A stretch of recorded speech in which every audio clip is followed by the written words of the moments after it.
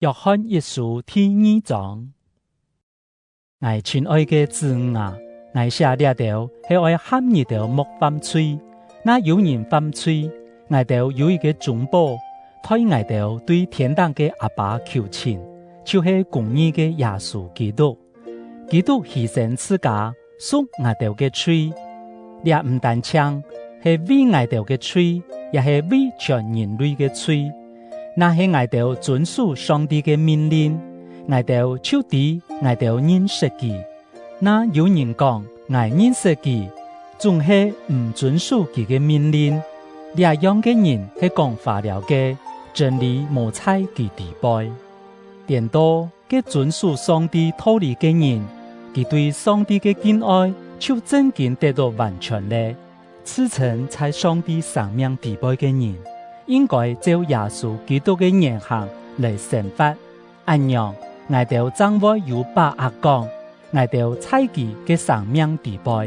親愛嘅朋友話，愛寫本日條嘅唔係神嘅命令，係求嘅命令，係日條一開始就亮書嘅，呢求嘅命令就係日條當時所談到嘅道理，仲係愛寫本日條嘅。也算係神嘅命令，這命令嘅真理在基督身上，也在日條當中顯明出來。因為有暗悄悄嘅消失，真光已經開始顯明咧。那有人講，佢生活在光明中，仲係掩顯自家嘅兄弟姊妹，佢還係在有暗中。錫兄弟姊妹嘅，就係生活在光明中，佢唔會害自家。跌倒犯罪，仲係掩顯兄弟姊妹嘅，就係在有暗中，佢在有暗中行，唔知自家愛去哪位，因為有暗害佢嘅目珠長命咧。親愛嘅子女啊，愛寫信嘅本日條，因為日條嘅罪已經通過基督嘅名得到赦免。父老啊，愛寫信嘅本日條，因為日條認識嘅對太初。就已經存在嘅青年人啊，愛寫信嘅本日條，因為日條已經贏過幾隻邪惡者。親愛嘅子女啊，愛寫信嘅本日條，因為日條認識天堂嘅阿爸。父老啊，愛寫信嘅本日條，因為日條認識嘅對太初就已經存在嘅青年人啊，愛寫信嘅本日條，因為日條勇健。上帝嘅道理在日條嘅生命中，日條也已經贏過幾隻邪惡者。莫愛世界，也係愛屬這世界嘅東西。人若愛世界，就唔會有敬愛天堂阿爸嘅心咧。一切屬世界嘅事物，可比肉體嘅情慾、物質嘅情慾，留今生一切嘅驕傲，攏總唔係對天堂嘅阿爸來嘅。係對世界來嘅，這世界留一切屬世界嘅情慾，全部漸漸消失，仲係實行上帝旨意嘅人會永遠長存。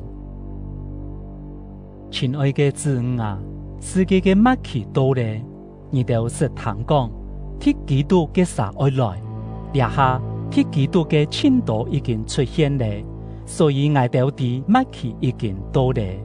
呢條人並唔係真正屬愛條嘅，所以離開愛條。佢條那係屬愛條，就會同愛條共下，仲係佢條離開咧。可見佢條攏總唔係真正屬愛條嘅。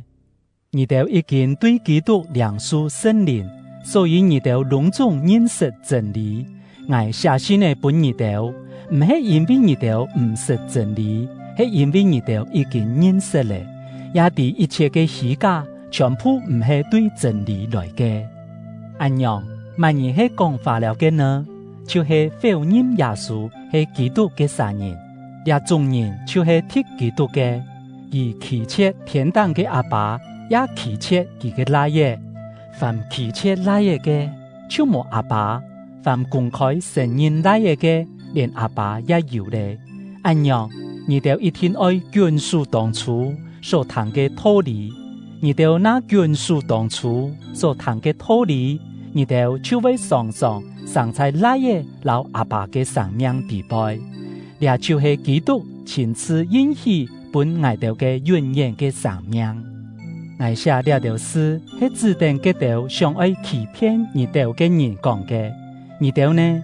基督已經將佢嘅靈賜本你哋，佢嘅靈那老你哋同在，就冇需要萬人來教你哋，因為佢嘅靈會將一切教你哋，佢嘅靈係真實嘅，唔係虛假嘅，所以你哋愛順從聖靈嘅教示，一切生在基督嘅生命地背。親愛嘅子女啊，冇錯。你哋愛生在佢嘅生命地背，按樣在佢顯現再來嘅日，我哋就做得大膽無見笑，唔是抗起來。你哋知基督係公義嘅，所以你哋應該知，照公義行嘅人，就係上帝所供嘅。